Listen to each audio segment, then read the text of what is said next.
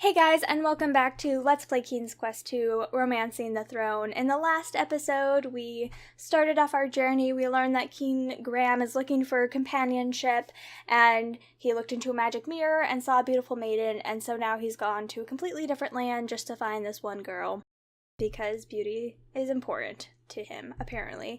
And we also, while going to this magical land, we've also met Little Red Riding Hood and her grandmother and the big bad wolf, and we have also learned our first clue for getting through the magical door is that we need to make a splash. So I think the best place for us to do that is to probably go to the water, and the most water here is the ocean. So we're gonna head over to the ocean and see what we can do over there.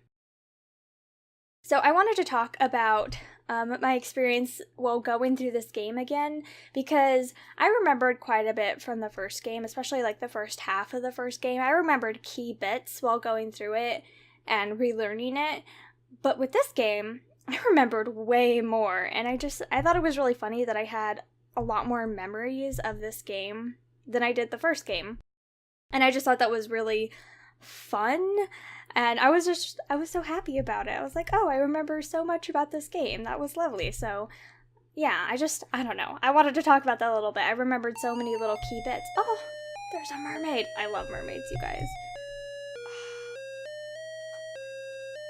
This game is so high-tech compared to the first game. They have all these different sounds for different important characters.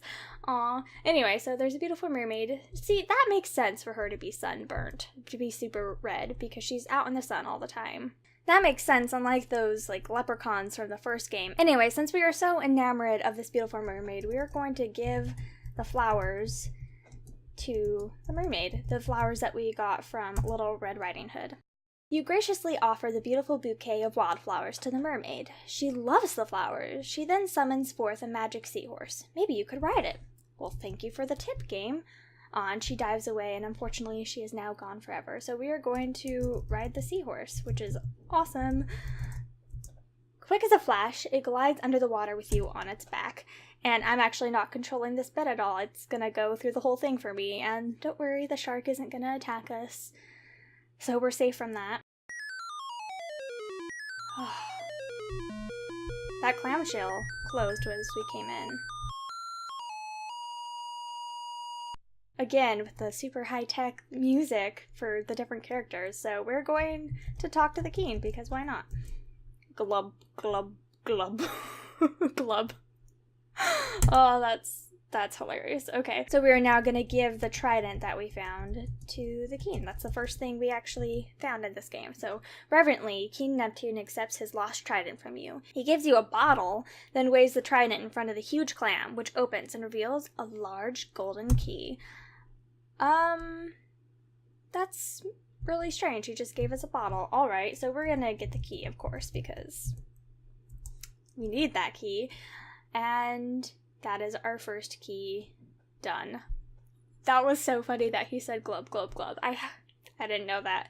I had never seen that when I was going through the game, so that's actually really funny. I'm glad that happened. Okay, so we have just barely started recording, and we've already gotten the next key, or the first key. We've already gotten it, so we're just gonna head back to the bridge and try to find our next hint of what we need to do, which is awesome. We've already done so much. Oh my gosh. Anyway, so like I was saying before we found that beautiful mermaid, I remember so much more of this game than the first game, all these different sections of it, and that's really fun. And I also wanted to talk about the name of this game a little bit, because it's actually kind of funny. So it's called Romancing the Throne, and it's actually a play on the name of a movie that came out, I think, the year before this game did, that was called Romancing the Stone. And then when the fans... Oh.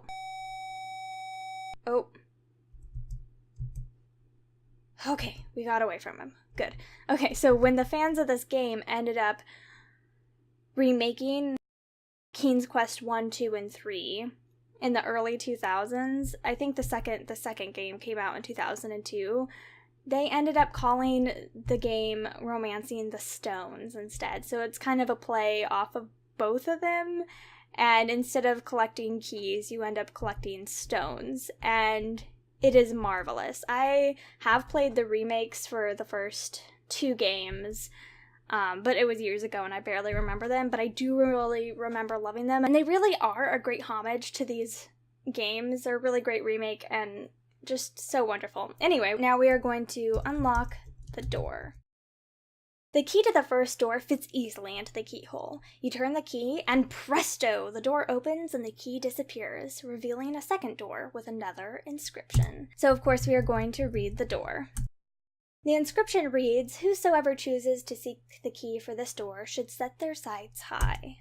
That reminds me a little bit of the first game with flying on the eagle, so let's go find out what we have to do over there.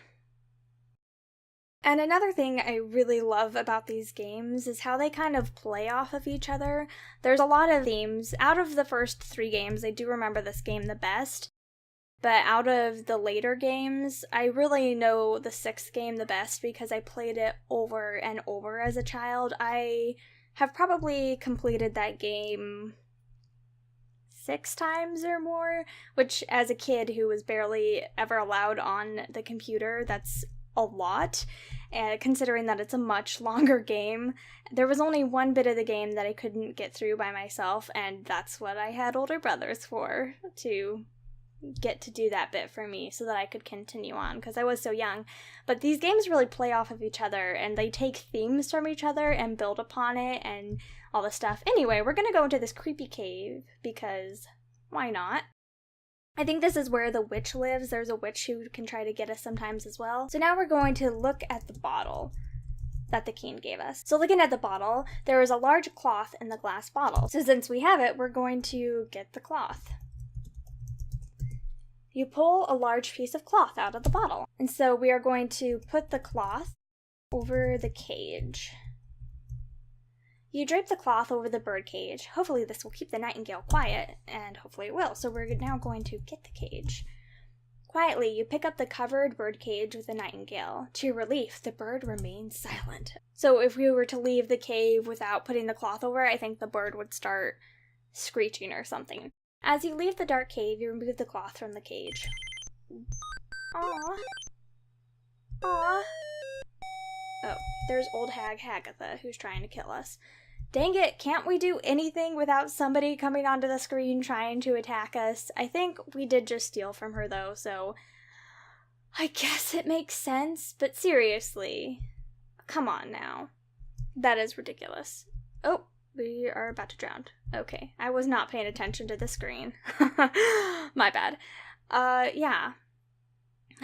Can't we catch a break? Oh my goodness.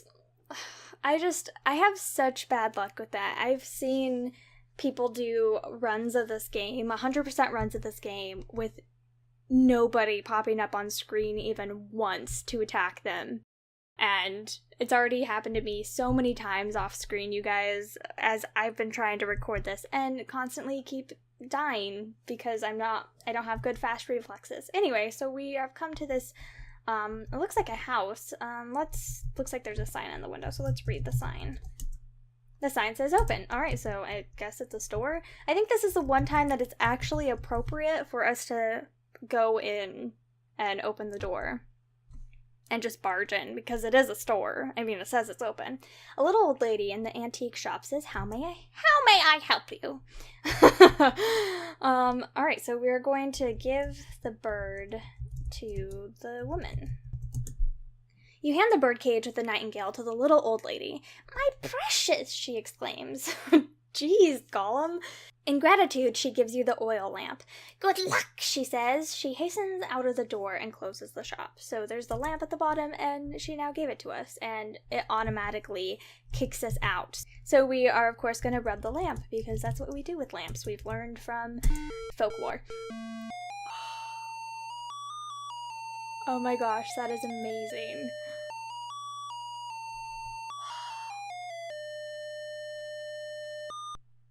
Oh my gosh, that is so cute. Ah, this makes me so happy. The sound effects that they add into the games, and I think the third game has even more. They are wonderful. When you rub the tarnished brass lamp, you hear a poof and a genie appears. "Master," he says, "I leave a gift for you, a magic carpet." The genie then poofs back into the lamp. So we are going to ride the carpet because magic carpets. Beware, the fairy spell has worn off. Oh. Well, I don't think we needed it anyway, so I guess that's alright. And I'm not controlling it at all right here. It's kind of just doing its own thing. Oh, I'm kind of sad it didn't, knock us off and send us going tumbling over ourselves.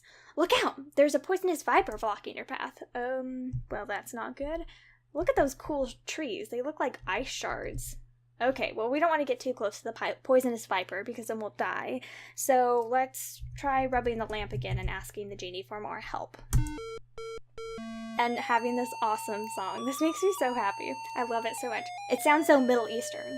When you rub the lamp, you hear a loud poof and a genie magically appears. "Master," he says, "I leave a gift for you, a beautiful sword."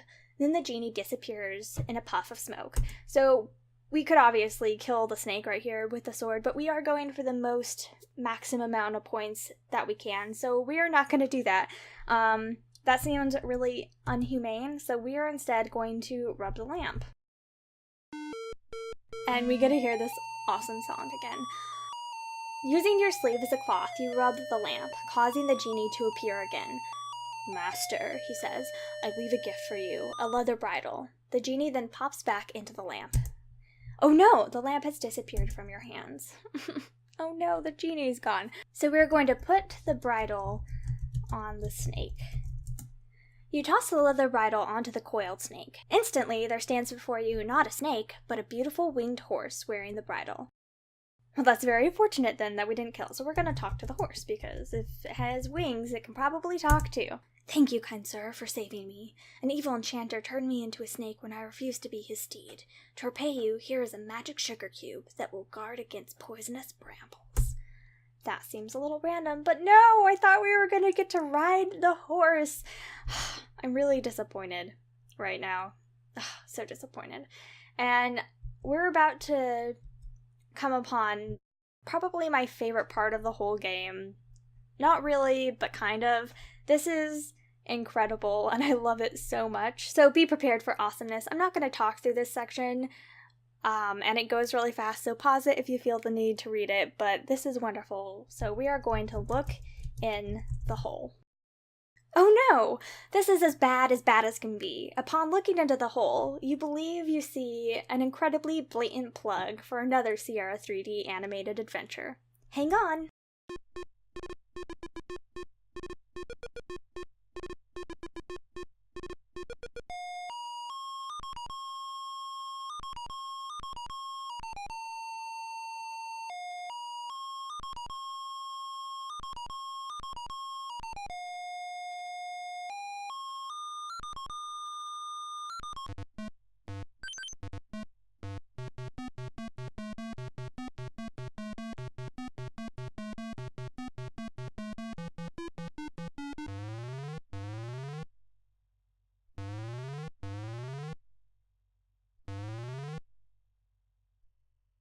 Briefly befuddled by this bizarre event, you brace yourself and continue with the quest before you. I absolutely love that. It is wonderful. It is my favorite Easter egg out of all the games, at least the one that I remember the best. And I love it so much. I think it is wonderful, and they know they're being hilarious with it, and I love it so much. It's another blatant plug. Go play Space Quest, which I've actually never done. It's something that I'm highly considering while I've been playing through these games, is to go through them, but oh my goodness, it is so wonderful and I love it so much. And so that's where we are going to leave off today's episode. In the next episode, we are going to go into that cave and see what happens from there. So thank you guys so much for watching. I highly appreciate it so much. Let me know what you're thinking of the series so far, and I will see you all back in part 3.